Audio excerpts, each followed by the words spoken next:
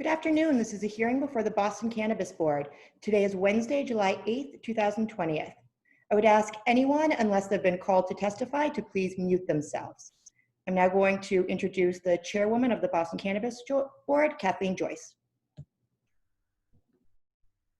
Hey, oh, wait a minute. Good afternoon. Thank you for joining us today. I'd like to introduce Commissioner John Smith, Commissioner Lisa Holmes, and Commissioner Darlene Lombos. We're here today to talk about the Boston Cannabis Board's role in the legalization of marijuana. As you know, in 2016, Massachusetts residents voted to legalize the recreational use of marijuana. Every single neighborhood across the city, with the exception of one, voted in favor of legalization. Today's hearing is not about whether or not marijuana should be legal. This is about ensuring that the needs of the applicants and the neighborhoods are taken into consideration as these businesses open up throughout the city. Our role in this process is to approve marijuana applicants and to ensure the process is fair and transparent. Leslie. I am now going to turn to administrative matters. This hearing is being conducted pursuant to Governor Baker's executive order temporarily amending the open meeting law due to COVID-19. This is what allows for us to meet virtually. This hearing is being recorded and will be posted online. Please note, this is a hearing to take public comments on the draft rules and regulations that have been promulgated by the board. Testimony will be limited to those draft rules and regulations. Testimony on the industry in general, specific operations, or previous, pending, or future applications will not be accepted by the board. Individuals will be called in the order in which they reached out to the board asking to testify. If you have not previously reached out to testify, please utilize the chat function to provide your name, address, and affiliation. Please direct any questions to cannabisboard@boston.gov, which I will put in the chat shortly, as no questions or comments in the chat function or direct messages will be answered. You will be asked to limit the length of your testimony to 3 to 5 minutes and to submit a written copy of your remarks. This is to ensure that all parties have the ability to testify today. When you are called to testify, you will be asked to state your name, your address, and what company or organization, if any, you are affiliated with, as well as what specific portion or portions of the draft rules and regulations you are addressing, so that the commissioners can properly direct their attention. The commissioners will not be voting on these draft rules and regulations today, but will take all of this testimony and all comments received under advisement. Written comments will be accepted through the end of the public comment period on July 15th at 11:59 p.m.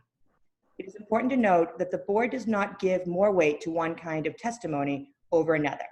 For example, written testimony is given the same amount of weight as an individual who is here today to testify virtually. Chairwoman Joyce will now speak to several issues that we have seen come up in the comments received to date. Thanks, Leslie. I wanted to jump into the rules and regulations and point out 2 sections that we've received very thoughtful comments on and to address them at the outset. The first is the several categories. The first is the evaluating the application according to the ordinance and giving 25% of the potential 100% score to the diversity and inclusion plan. These draft rules in no way eliminate that requirement. However, when setting the 50% minimum score for the other criteria, we have been advised against imposing a minimum diversity requirement on applicants. But we will continue to use an applicant's diversity and inclusion plan as an important factor in scoring the application. Again, I want to reiterate, we're committed to ensuring equity and adhering to the intent of the ordinance. The other section that produced several comments is the buffer zone. So there are 2 buffer zones in the rules and regulations. One is the half-mile buffer zone, and the other one is the 500-foot school zone buffer zone. These are really 2 distinct creatures of zoning. The school buffer zone is state law and subsequently built into our zoning code. And it has to be treated differently than the half-mile buffer zone. First, the proposed process for applying for license where there is an already existing cannabis establishment within a half-mile. This half-mile buffer zone between establishments was created by municipal ordinance. The draft rules and regulations aim to create a transparent, predictable process for obtaining the necessary buffer zone relief. in the appropriate circumstances, so that more than one establishment within that half-mile radius of another establishment could open and operate. The draft rules address the variance process for a buffer zone conflict in this situation, and will take additional comments under advisement. I'm open to reconsidering the process, the heightened scrutiny requirements that have been written into the draft rules and regulations for a variance, including the proposed requirements of letters of support from the direct abutters. A lot of these rules and regulations were modeled after the rules and regulations for liquor licensing, so that was our starting point. Again, these are drafts, and we're intending to solicit feedback and continue the dialogue on these issues. The half-mile buffer zone between establishments is different from the school buffer zone, which prohibits a license from being issued within 500 feet from an established school that provides education for grades K through 12. We've received a lot of comments on this section as well. This is a very distinct and separate issue. The school buffer zone was created by state legislation and is written into the Massachusetts general laws. Massachusetts General Law 94G governs the regulation of recreational cannabis, and then Section 5B3 specifically addresses the siting of an establishment within a school zone. We as a board do not have the ability to change the school zone. This section specifically lays out the requirements for proposed cannabis establishment within that zone, and any changes to that would have to be done. That cannot be done by piecemeal, but applicant by applicant, would have to be done by ordinance or bylaw. And to follow up on what the chairwoman said, any change to the school buffer zone, again, would have to be done by ordinance. It is not in any way within the purview of this board or these rules and regulations. Additionally, it is important to note the change to the school buffer zone under state law would have to be citywide. It could not be applied, as the chairwoman said, on a case-by-case basis. And those statements were simply to ensure that all parties who wish to testify understand what specifically we are considering today and what this board has no control over. And go ahead, Leslie. I was gonna say, before we moved on to the public comment, I just wanted to see if any of the other commissioners had any comments about the buffer zone or the scoring of the diversity. Okay. And before we begin with the list of individuals who has requested to testify, is there anyone here who is an elected official or a representative of an elected official who wishes to speak? No one is jumping out at me, but we don't want to overlook anyone.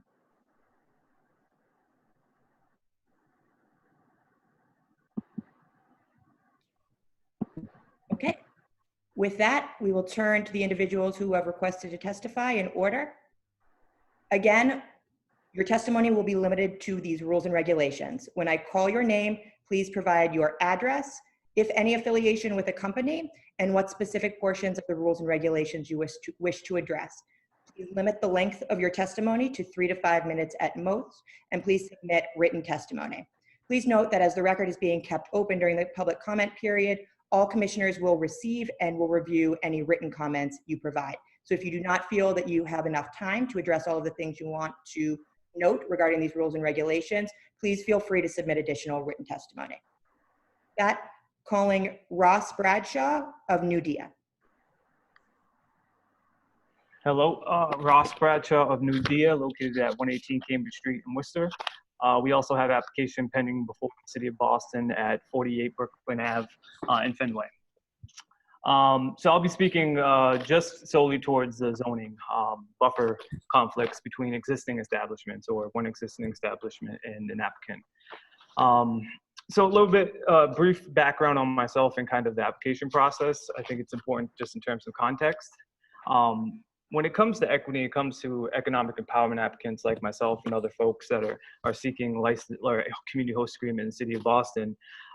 Zoning is probably the biggest barrier for a lot of the folks. There are a number of barriers like finance and going through the state process, but one of the barriers that was unknown to a lot of applicants that have been in the process for a significant amount of time now is zoning. A number of applicants applied, some nearly a year ago, and at that point in time, there were no buffer conflicts with certain establishments because HCAs weren't granted. Perfect example in my case, when we submitted our application, there wasn't another applicant in Fenway. And now, as an equity applicant, we have yet another barrier that is in our way. And so my recommendation that I would have for the board is for the folks that have applied or that are social equity or equity applicants, I think at the very least, they should, if they are in a buffer zone conflict now, they should have the opportunity to be able to present before the board without having to have additional letters or additional butter comments.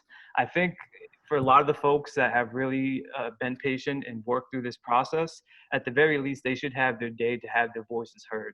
I think it would be a tough pill for a lot of the folks that have sacrificed everything along this process, not to, at the very least, be able to have their community speak on their behalf or to have their application considered before the board.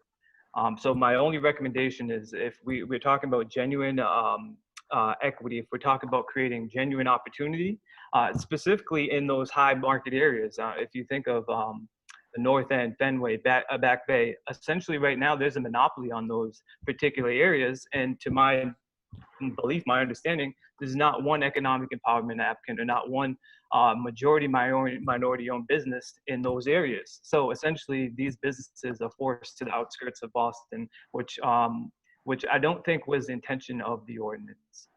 So I thank you guys for taking these comments. I thank you guys for having this meeting, and I hope and wish that you would consider some of the buffer amendments as we continue on this process. Thank you.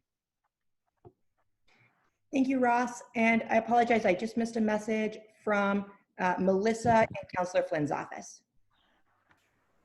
Sorry, what was the message? For just a minute for now. Hi everyone, this is Melissa from Councillor Flynn's office. Just wanted to say that I'm here representing the councillor. Thank you so much for being here and hosting this very important hearing. Thank you. Thank you, Melissa.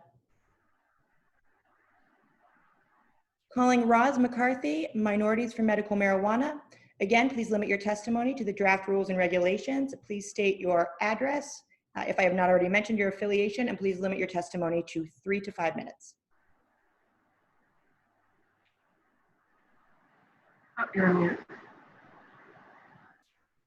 Hi, I'm gonna take myself off of video so you don't have any skipping so you can hear me well. Okay, so hi, my name is Roz McCarthy. I'm the founder and the CEO of Minorities for Medical Marijuana. Our corporate address is 927 South Goldwyn Avenue, Orlando, Florida. We have a Massachusetts chapter that's ran by Darrell Black in Dorchester, Massachusetts. I bring you greetings and I thank you for your time this morning, or this afternoon rather. M for MM, as we're known, is a national 501c3 nonprofit organization that services the community, African-American, Hispanic community, communities of color regarding education, outreach, information, advocacy as it pertains to the legalization of the plant. Mostly important, we focus on the business side as well as social justice issues that are related to legalization.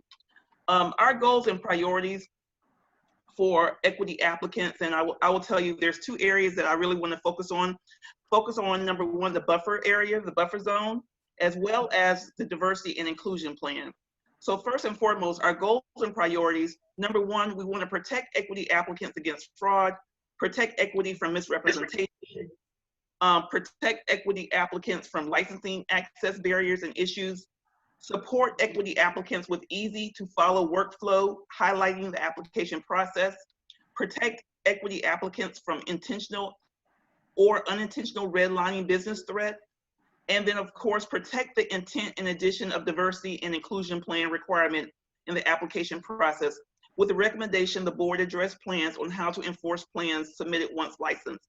So that's our first situation where we want to make sure, we want to go on record that we applaud the board for adding the diversity and inclusion requirement to planning. However, we've seen across the country in many different states and cities that the actual enforcement of the plan, once folks are awarded a license, has really gone by the wayside. And basically people are putting anything on paper, get a license, and not adhering to whatever their plan is. And so we do want to make record of that and encourage the board to have some type of enforcement policy when it comes to that D&I plan that is really critical to their application.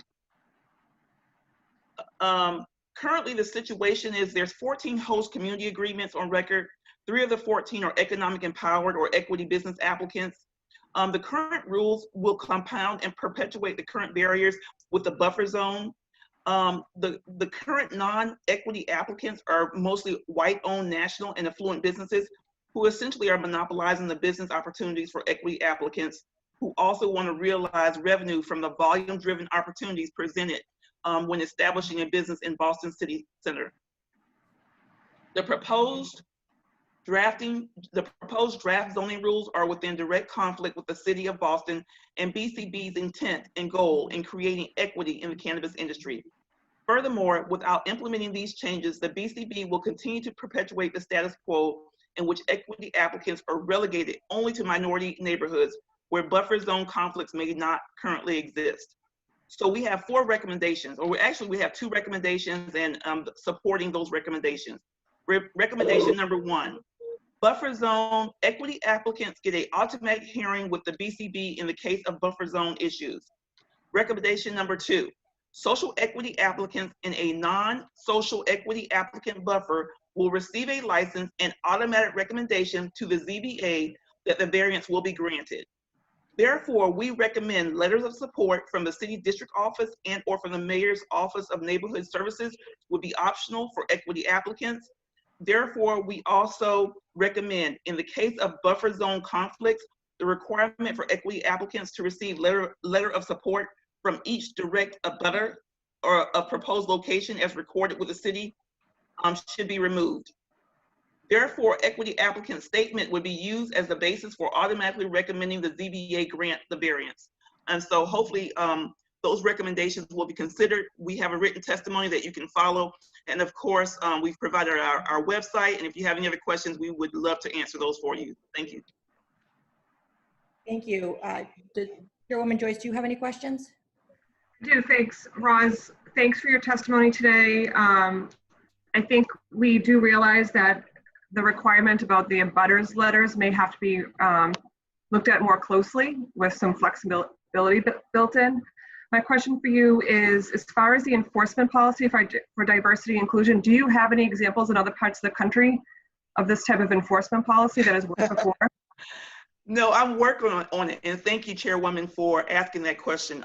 It is an issue, and to be honest with you, we drafted language in the state of Florida that had that same requirement. However, we did not. We were not prepared for the number of information that was submitted that was not adhered to. So we're still here in Florida trying to figure out exactly what can be that enforcement piece.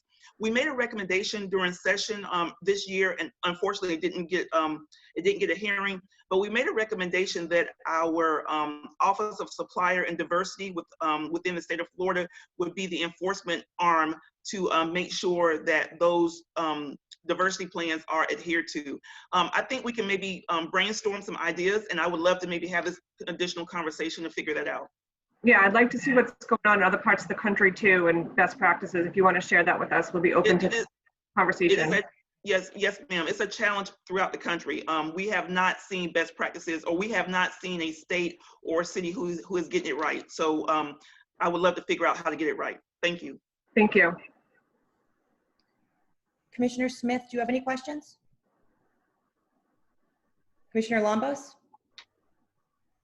Commissioner Holmes? Thank you very much. Thank you. Appreciate your testimony. Calling Sean Bertie and Armani White with EVG Farms. Again, please limit your testimony to the draft rules and regulations. Please state your addresses, and please limit your testimony to 3 to 5 minutes. I believe you're muted, Sean. Yes, I was. Thank you. My name is Sean Bertie, 31 Aldrich Street, Roslindale, Mass. I am a partner in EVG, or Evergreen Farms. We are an applicant for a retail marijuana store in the Hyde Park neighborhood of Boston. I'm here with my business partner, Armani White of Roxbury.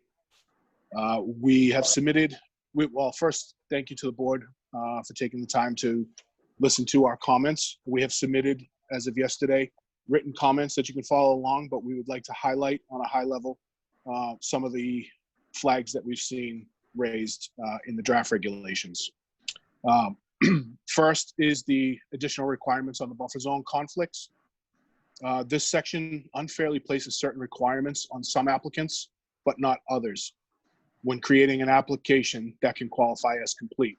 Specifically, this section requires that, excuse me, that any applicant that has a known competitor within a buffer zone get letters of approval from direct abutters, which has never been part of the city's plan for community support previously.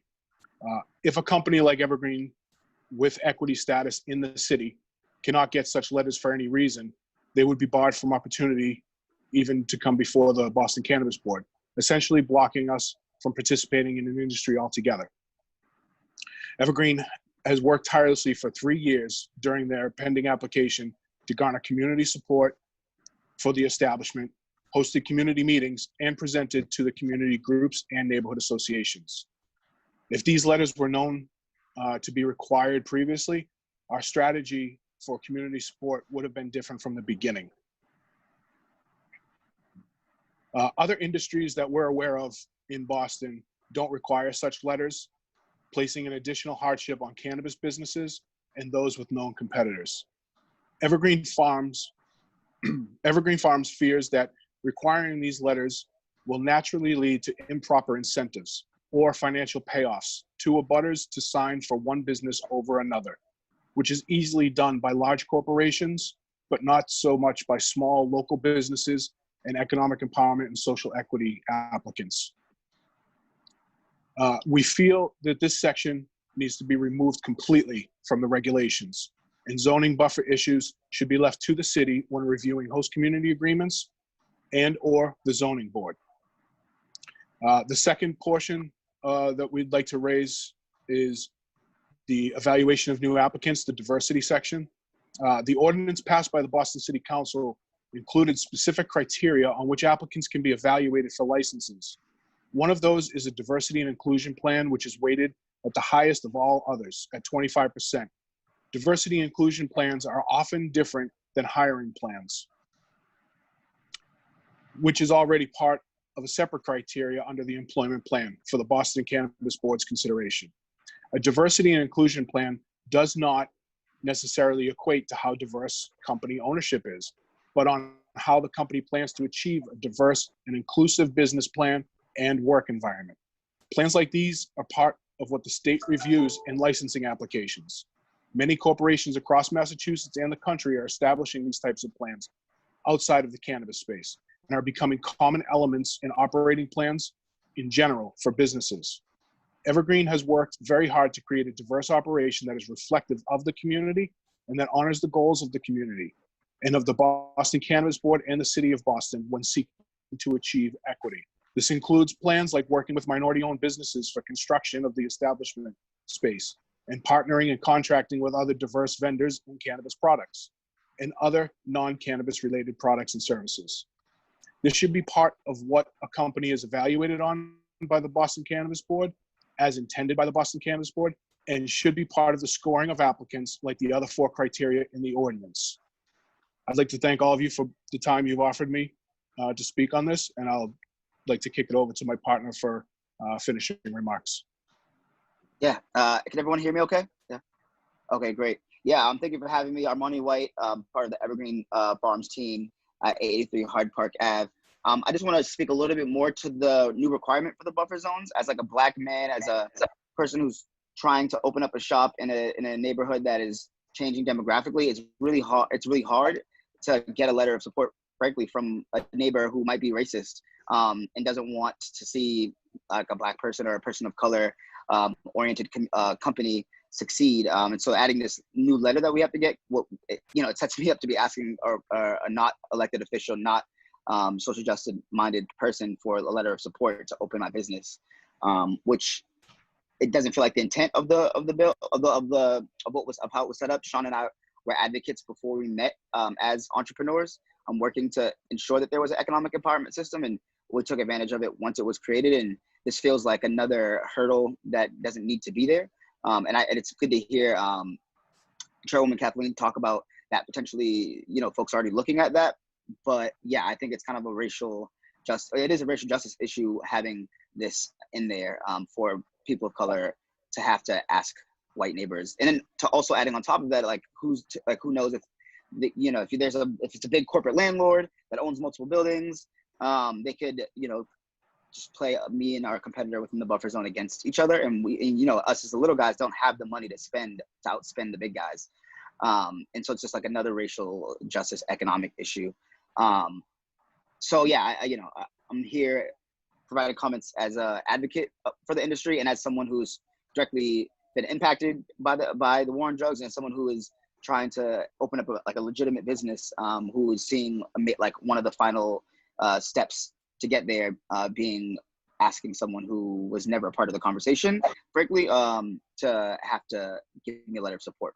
And so, yeah, I just want to make it very clear that needs something, along with what Sean has shared already and what we've also submitted formally via email, which I won't, take up too much time going through fully, but it felt really important to like emphasize those 2 points. So thank you for your time. Thank you. Chairwoman Joyce, do you have a question for either Sean or Armani? I do have a comment for both Sean and Armani. Thank you for taking the time to join us today. And I want to repeat that we hear you, that these abutter letters could be a barrier to entry for you. And that's why we're having this discussion today. It was never the intent of the rules and regulations to put up more roadblocks. It's actually to create a more fair process and a transparent process for the applicants and the neighborhood. So we hear you, and that's why we're here today to take these comments and continue the dialogue. Thank you for your time, man. Commissioner Smith, do you have any questions? Commissioner Lombos? No, I just, I don't have a question, I have a comment. I'm really excited to see Black people owning their own businesses, and I'm really excited to be part of this commission that will help make sure that equity is at the center of what we're doing here. I also wanted to thank Roz McCarthy for her comments as well, and would love to get some more information, as Chairman Kathleen had mentioned, about more equitable policies, and we're really excited to be working with you on that, so we can be one of the cities that can be the first to actually have something grounded in equity. Thank you. Commissioner Holmes, do you have questions or comments? Thank you. Thank you both for your testimony. Thank you for your time. Yeah, thank you for your time. Finding that some applicants are being compelled to. Calling Dimitrios Pelikudos, and I apologize for my pronunciation, with Assured Testing Laboratory. Again, please limit your testimony to the draft rules and regulations. State your address. Please limit your testimony to 3 to 5 minutes. And if you could, please state what specific portion of the rules and regulations you're addressing. Thank you. Madam Chairwoman, distinguished members of the board, thank you for having us today. My name is Dimitri Pelikoudis, and I am the CEO of Assured Testing Laboratory. Our location of interest is 43 Freeport Street in Dorchester. And we wish to address the rules and regulations as a whole regarding testing labs. As some of you may be aware, there is a well-documented problem at present in the cannabis industry regarding testing. This is that there are only 2 labs currently licensed within the Commonwealth, which has created a vast backlog of supply. For comparison, at the size Massachusetts has now reached with cannabis, when Colorado was at a similar level, it supported nearly a dozen labs. As a scientist specializing in cannabis, as well as having worked in industry where I gained significant regulatory experience, I felt this was an appropriate place to utilize my talents in addressing this problem. We have an application in for this location in Dorchester where we have met with Councillor Baker and relevant civic associations with enthusiastic support.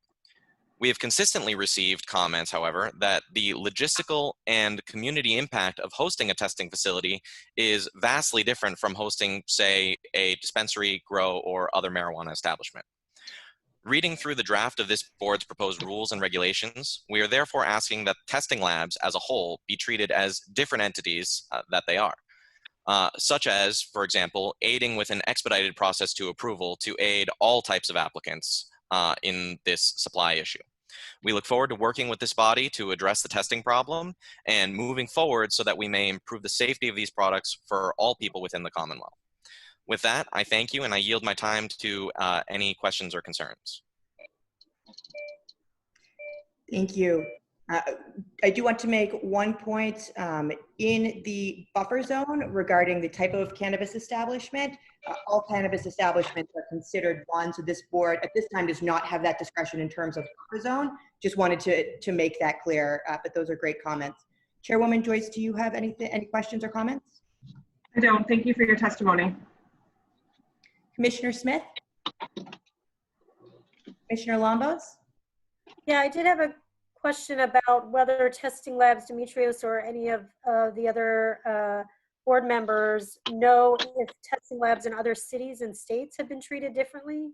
Is that something that is common? I just wanted to understand what's happening here in Boston as opposed to other cities that have and states that have licensed testing labs. Yes, actually. So this has been something that has been a nationwide issue wherever there has been an implementation of recreational marijuana, where oftentimes the rules and regulations that are drafted are geared towards the retail and then sort of forget about the labs, and then as a result have had to go back and retroactively change those. While I don't have the exact places where those rules have been changed, for example, in Massachusetts, I can speak to the fact that at the CCC level, the grows and dispensaries have asked for a temporary exemption from the current criteria and standards for testing within the Commonwealth, as this backlog has been such a burgeoning issue that has frankly driven several places into the ground, because they're growing this product, and I believe that Netta was quoted as having up to 1,000 pounds that they weren't able to receive, for example. The CCC has therefore, due to it wanting to hold on to its standard of excellence, refused to give any type of exception to the testing out there, and as such, there has been a great backlog remaining. So, to answer your question very directly, yes, other states have treated labs as separately, and we're asking that this be held in account due to the current problem that we in Massachusetts as a Commonwealth face as a whole. This is something that a lab such as ours would be able to come in and social equity, economic empowerment, or otherwise, we raise everybody up as a whole in being able to help this white market that we wish to help people with. And I hope that answers your question, Commissioner. A little bit, thank you. We'll get some more information on that, I'm sure, from Leslie. Yeah, Commissioner, we can certainly do some more research into that. Commissioner Holmes, do you have any questions or comments? Thank you very much. Thank you for your time. Calling Chauncey Spencer. Again, please limit your testimony to the draft rules and regulations. Please state your name, address, and your company affiliation, if any. Please limit your testimony to 3 to 5 minutes. State what specific portion of the draft rules and regulations you're providing comments regarding, and if you have not done so already, please submit written testimony as well. Yes, my name is Chauncey Spencer of High Tech Farms. Address is 53 Rosalind Street in Boston. And I'm referring to the requirements for applicants and the letters of support. I'm finding and I'm hearing that some applicants are being compelled by city council people to enter into specifically lease agreements in order to receive letters of support from those same council members. This critical part of the process, and this is a critical part of the process, and the rules are that there are 3 requirements in regards to site control. And that's what I'm specifically talking about, site control. And those are the letters from the landlord, deed, and a lease. If one applicant is required to have a lease and the other is required to have a deed, then that kind of creates an unequal disadvantage for the applicant that's forced to get a deed versus a lease, because it increases the startup cost, right? And no applicant should be in my opinion, no applicant should move forward for review until this critical part of the process is standardized across the board, because it creates an opportunity for corruption and rigging of the entire system. So, say for instance, one city councilman favors one over the other, and then creates a condition on that applicant versus the other one, and it's a problem, right? And to the discussion, and I'm not exactly sure if this is in regards to any particular regulation, but it was part of one of the discussions that the board was having sometime in their last meeting in regards to monopolies. And this particular part is absent from the regulations, and is currently the situation where we have the first applicant, that has been waiting for years, competing with the first recreational operational establishment for their second location. And it may be self-serving as it is, but I don't believe that these types of situations should be, or these situations represent an equitable distribution of opportunities. I feel, or if, we know if you review the applications submitted to the city so far, some companies have submitted 3 applications in 3 different locations. And if you look deeper than that, you'll see that the money connected to them are the same players who undermined state ownership limits in the past, and even have their attorneys working to craft the equity ordinance itself to allow those hand-picked politically connected people to be front owners. So I recommend that the first round of applicants or equity applicants, be those who have not had a swing at or a bite at the apple, and have operational business in place. And so I will also agree with some of the other economic empowerment applicants that the requirement for letters for abutters is pretty it's difficult, because some of us economic empowerment applicants have abutters who are competing with them directly, and they are owners of their establishments. So then, how can I get a letter of support from my competitor? That just is just not possible. So with that said, I'll send give my time over to questions to the board. Thank you. Chairwoman Joyce, do you have any questions or comments? Thanks for joining us today. Commissioner Smith? Commissioner Lombos? Commissioner Holmes? Thank you very much. Thank you. Calling Michael Ross with Prince Lobel. As a reminder, please limit your testimony to these draft rules and regulations. Please limit it to 3 to 5 minutes. And please note what specific portion of the rules and regulations you are speaking regarding. Okay, hello everyone. Thank you for the opportunity. I did send a letter to the board back in June. By my count, there were 8 items on it that I wanted to go over. I'm not going to go over those today. I just thought I'd hit the top line issues. A lot of good conversations have already been had. So let me just take the most relevant items if I could quickly. But please take a look at my letter. It was drafted in a way towards some smaller issues too that you might just want to catch. Anyway, I'm an attorney at Prince Lobel. I've been in the practice for 6 years in this industry. I've been practicing throughout Massachusetts. We're located in Boston, and I have several applicants that I represent.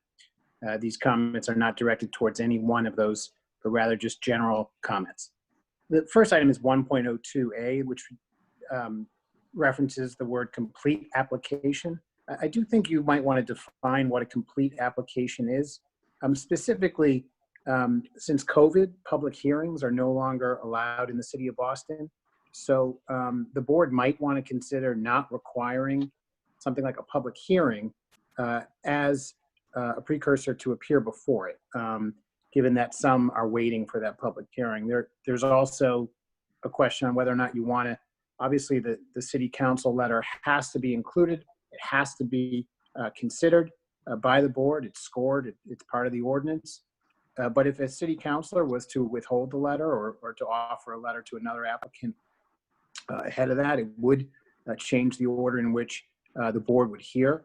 I think it's worth pointing out that in what a complete application, you might want to exempt the letter from the council, knowing that it still needs to be included, and just assume that it will get there by the time the hearing is scheduled, as well as with the public hearing point.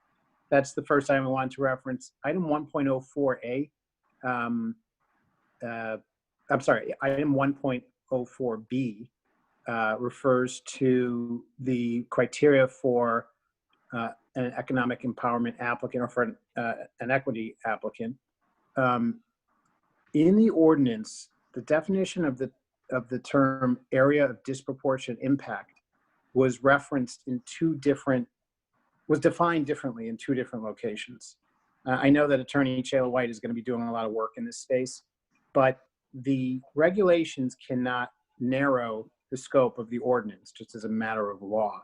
I think the point of the drafting was to allow for a slightly expanded version of what an area of disproportionate impact might mean in Boston. For example, someone who was to have grown up in a community that was gentrified but still lives there. Is that person entitled to open in that community?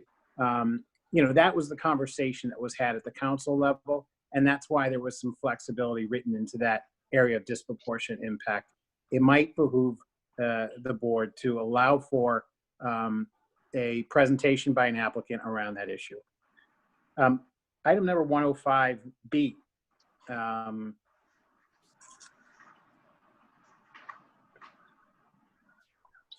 I'm sorry, I'm just wanting to make sure it's going to be approved. 105B refers to previously approved applicants. I just want to point out, it says that you need a approval by the Zoning Board of Appeal and a host community agreement. I just want to point out that back in 2014, medical marijuana applicants did not need a host community agreement. They only needed a letter from the city council at the time, or by the mayor.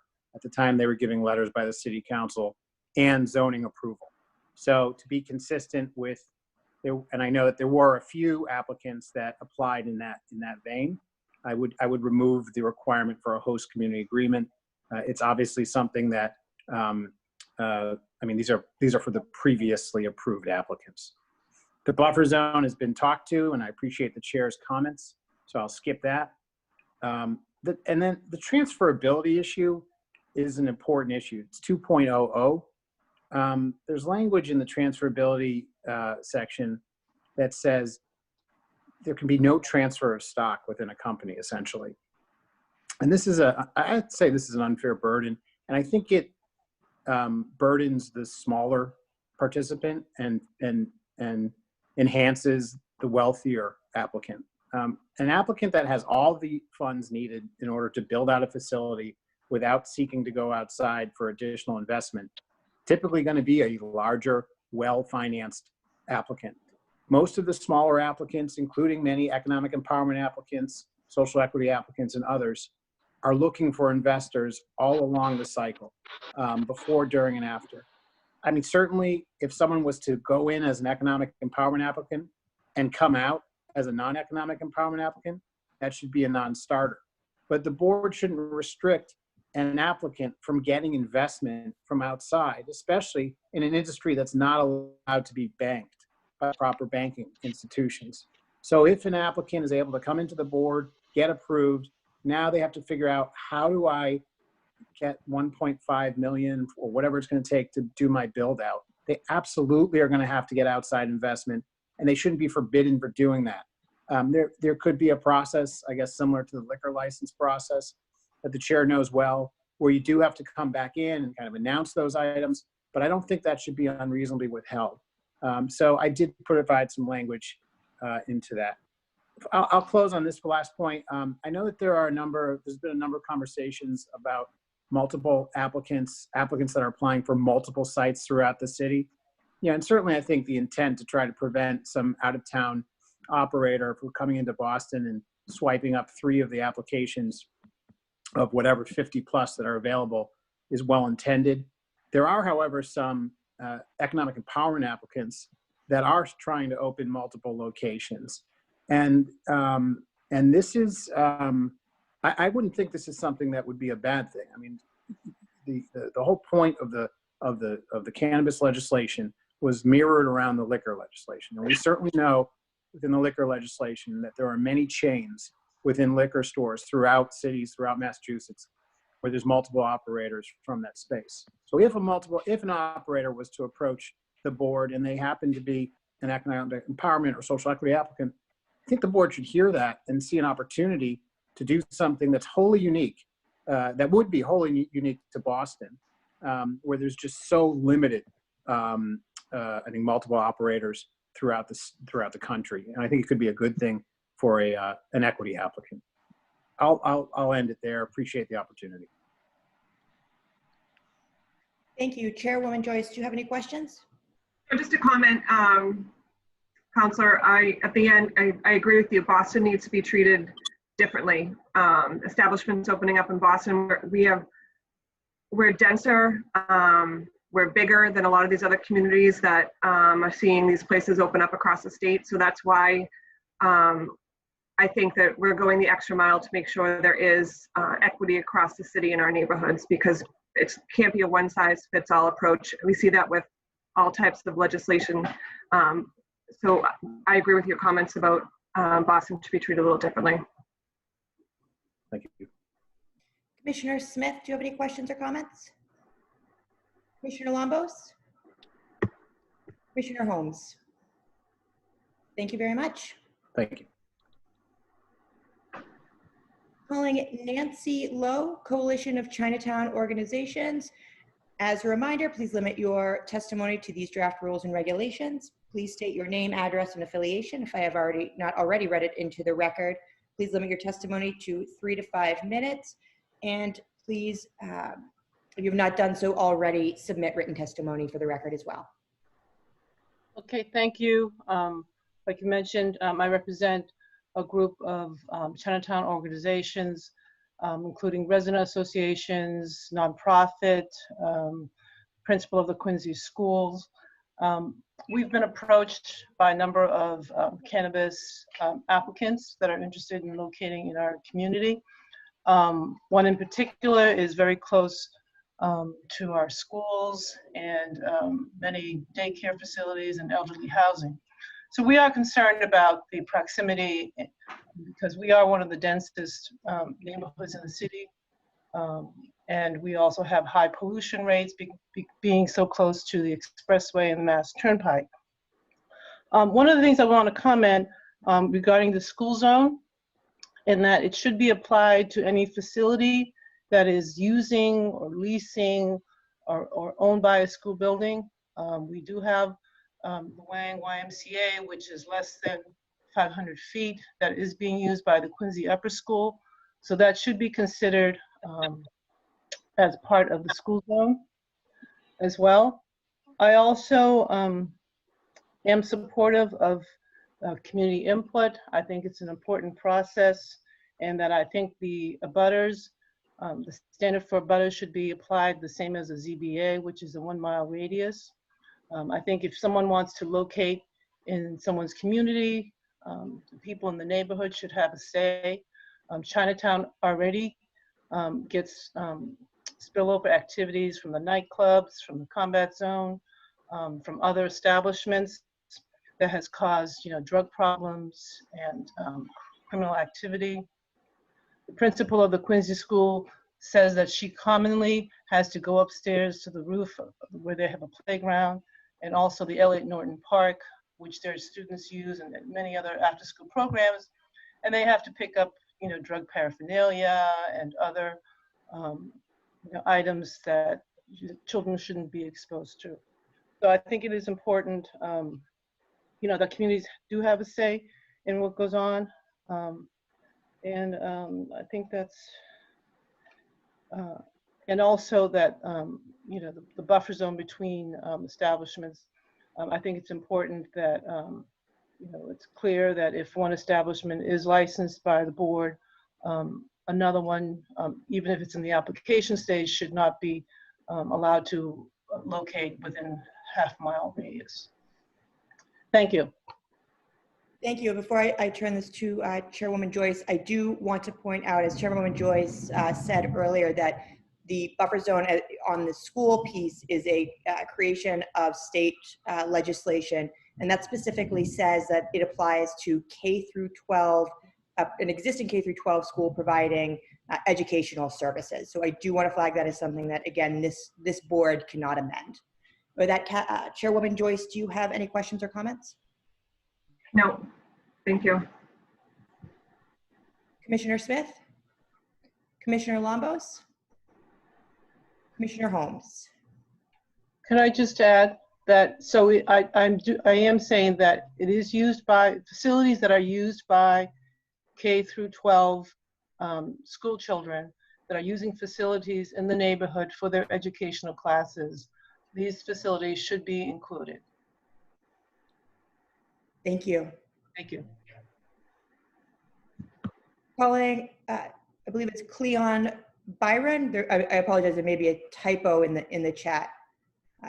Cleon, and please correct me if I have your name incorrectly. Please. Exactly right. Thank you. Your name, your address, and affiliation, if any. Again, please limit your testimony as previously described. Thank you. My name is Cleon Byron. The address is 1102A Blue Hill Avenue in Dorchester. And the name of the place of the company is Evoke. Only two things I really just wanted to address was that, you know, we went through the community host meeting and we kind of got left in limbo because of the COVID. And like you said, we had to go out and get letters of support and things like that. And I'm just, you know, hoping that the board could look out for us because, you know, unfortunately, a pandemic happened while we were in the process and it kind of slowed us down. And also because of it, I think of no fault of the board or the commission is that we kind of got left out of the loop. And like we've been in this for 2 years and we just wanted to make sure that economic power, social equity applicants who have been in the process and who have waited patiently, you know, hopefully they can pay special attentions to. And that's pretty much all I wanted to say. Thank you. Thank you. Chairwoman Joyce, do you have any questions? Thank you for joining us. Commissioner Smith? Commissioner Lombos? Commissioner Holmes? And I believe, unless there's anyone else present who would like to indicate in the chat function they would like to testify, we've come to the end of the request for public testimony. Again, please note that the public comment period is open until July 15th at 11:59 p.m. I have put the email address in the chat, and I will do that again. If anyone would like to provide additional commentary or ask questions regarding the proposed rules and regulations, please feel free to submit those at any time. Again, anything in writing will be given equal weight to any testimony received today. The board greatly appreciates everyone taking the time to read through the rules and regulations and your thoughtful comments. With that, Chairwoman Joyce, do you have any closing remarks? I don't. Thank you very much. Do any of the commissioners have anything else to add? No, thank you everyone for coming to testify today. Really appreciate it. And please note that this board will reconvene at a public hearing on July 22nd. That information has been posted, and that is when they will deliberate and vote on the proposed rules and regulations. Again, that hearing will be open to the public, but additional testimony will not be received at that time. Again, thank you very much, and everyone have a good day.